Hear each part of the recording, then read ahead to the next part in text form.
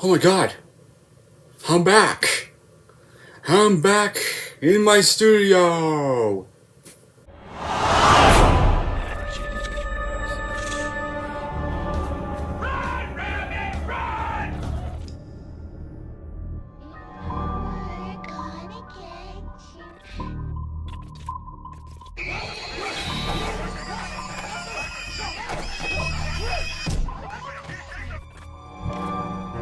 One, two, three!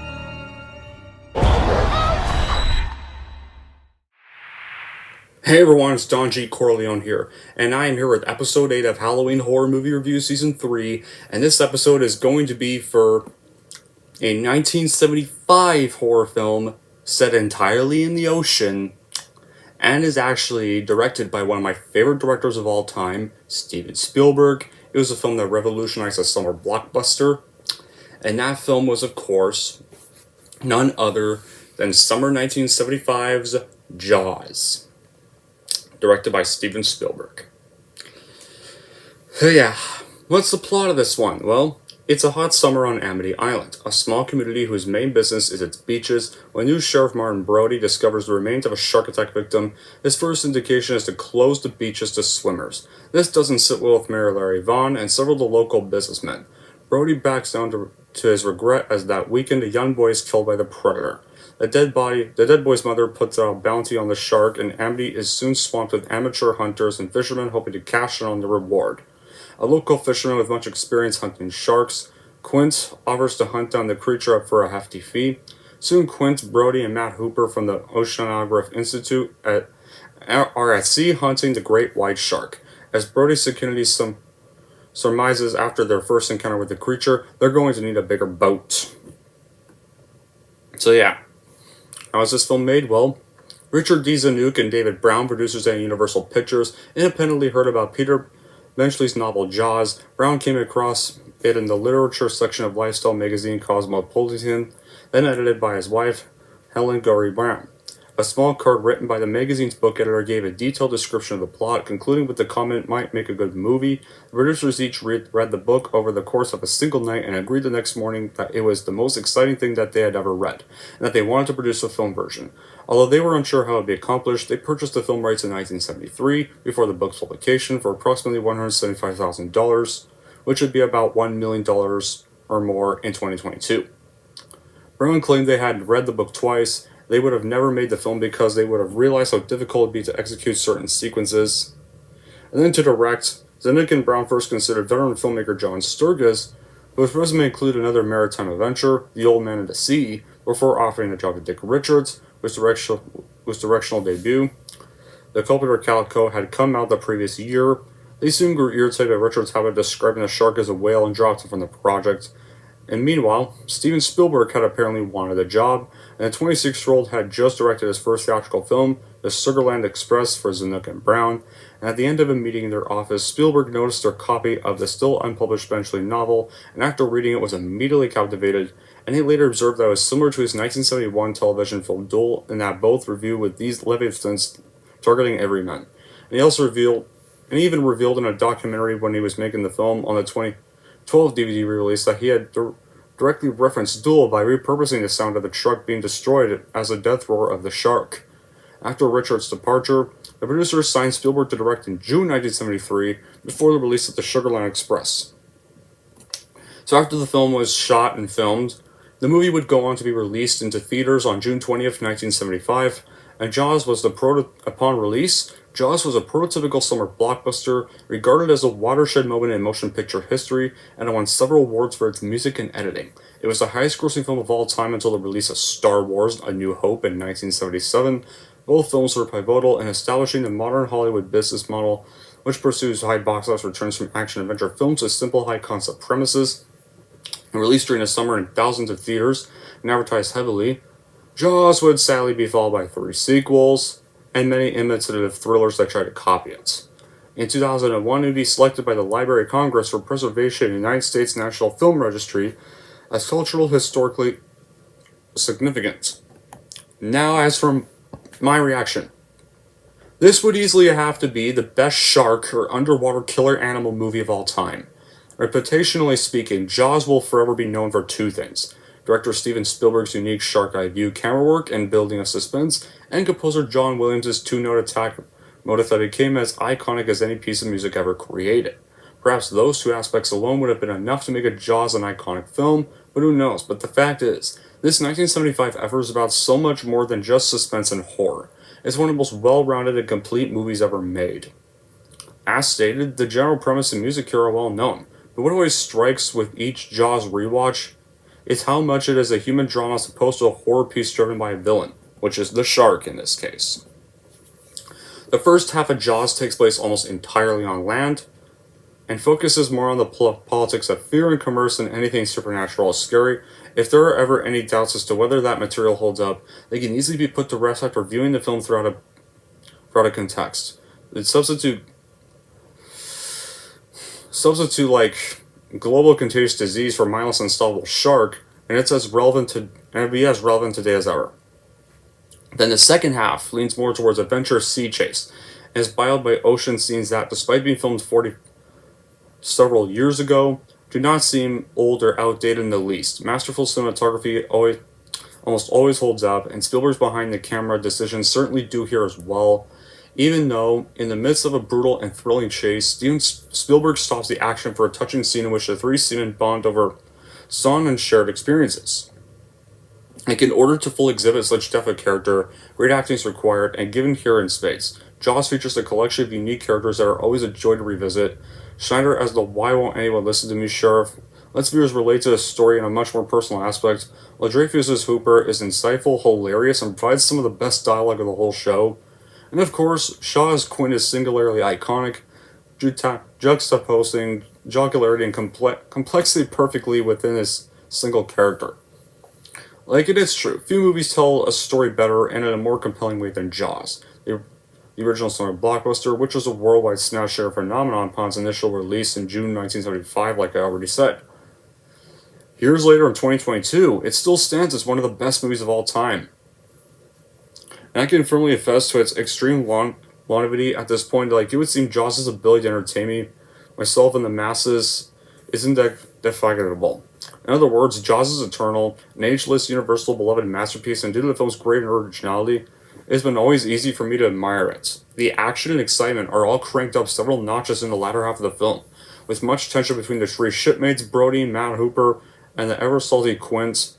The iconic film includes which literally is one of the best one-liners before defeating a horror villain.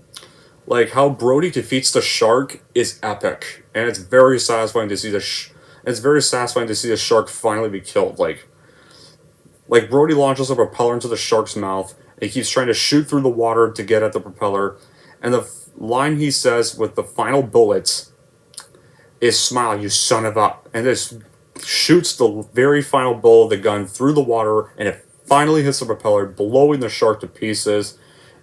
With an explosive finale, giving the shark a long-deserved death after eating and devouring so many other residents, including a young boy and stuff, and several other children. So that which has long stood as one of cinema's most memorable, if not improbable, endings. And it's a perfect ending there, because the shark is finally dead.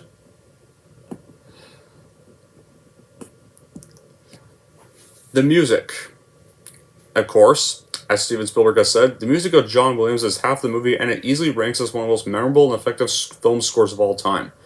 A powerful and indigenous orchestral score, dripping with gloomy atmosphere with much music in the way of toothy several menace, and of course Jaws has what's probably the best known movie theme ever written, na na na na na na na na na na na na na na na na.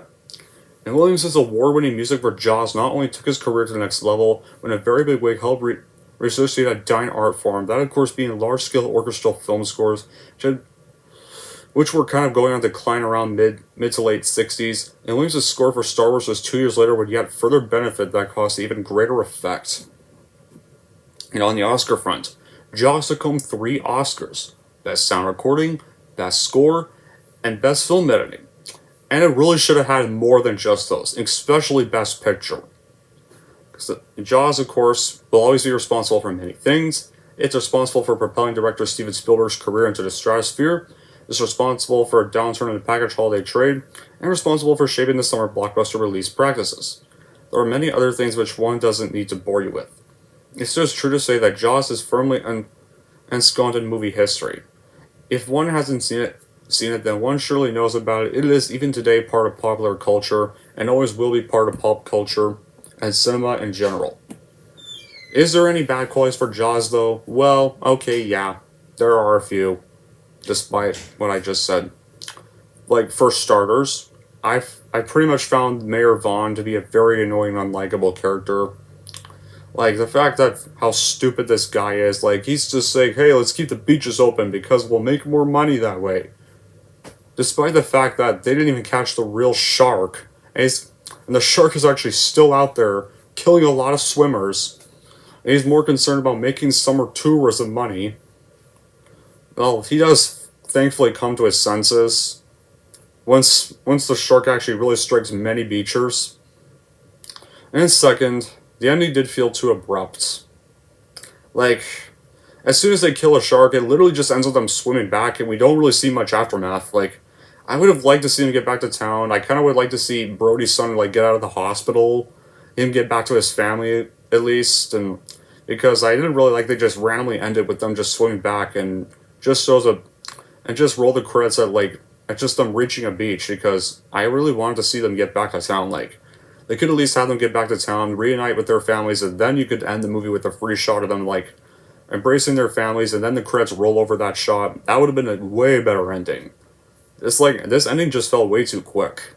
I mean, I get, like, you gotta end it with the shark dead, but you could at least added a little bit. You could have added a little more depth to the ending.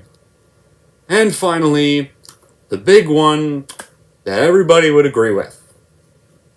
I didn't mention this movie had 3 sequels, because guess what? This movie had 3 terrible fucking sequels. Yeah. This movie had 3 shitty sequels that all sucked ass. Like, you have Jaws 2, which is a mediocre rehash of the first one without any of the great stuff in it, without all the perfect Spielberg stuff, because I don't blame Spielberg for not coming back and directing any of these sequels at all. He had pretty good reason not to come back, because Jaws ended beautifully. And then you got Jaws 3D, disaster to cinema, and do I even need to mention Jaws the Revenge? So yeah, Jaws only worked perfectly as a one-and-done concept because the shark died at the end of the movie. It did not set up any sequels. The shark was finally killed. Amity Island was finally restored back to normal for the rest of the summer. No reason to make another movie. But no, because Jaws made so much money, they were like, Universal wanted more big bucks and a big horror franchise of their own. And that was it. Still, despite that though, it all turned out well in the end, because Jaws stands the test of time as one of the best films of its type and to have ever been made. No amount of complaining about continuity and a rough-looking mechanical shark will ever dim its appeal. So in the end of this, Jaws is an iconic film that still holds up as one of the best films in cinematic history and the best shark movie ever made. I highly recommend to anyone watching this review that you buy this for yourself and watch it. And if you're wondering how I'm going to rank Jaws, here's how I am going to rank this movie. So overall, if you want to see how the summer blockbuster revolutionized in cinema and see the perfect underwater killer animal film, then I would easily buy this and add it to your shelf for sure. And if you're wondering how I'm going to rank Jaws, I'm going to give Jaws a 10 out of 10. There we go! That wraps up my review for Jaws. So what's going to be the next episode for Halloween Horror Movie Review Season 3? Well, next week, to kick off next week, it's going to be a sequel week. I'm going to mostly be reviewing sequels. And what's going to be the first sequel? Well, I'll pull it out right now. Alright. It was a sequel to a film I reviewed for last year's season, for season 2. It was for a supernatural horror. It's about a creepy kid, and it's a creepy male kid. It was a horror film directed by Richard Donner, and this film is going to be for the second installment of the Satanic Omen franchise. Damien Omen 2 will be the next one. Or it'll be the next one. It'll be the next one. Whatever. I forget what I was going to say, but anyway, yeah.